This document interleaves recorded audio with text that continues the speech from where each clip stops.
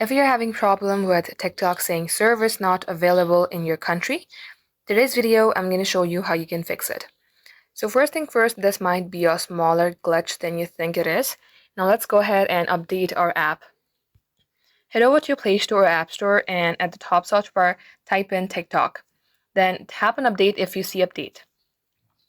Now see if this fixes your problem. If it's still not working for you, then you might try installing a VPN and then using TikTok again. So go to Play Store, search for any VPN, and you can go ahead and install it. Once you do so, try again using TikTok. For that, you may go ahead launch any of your preferred web application.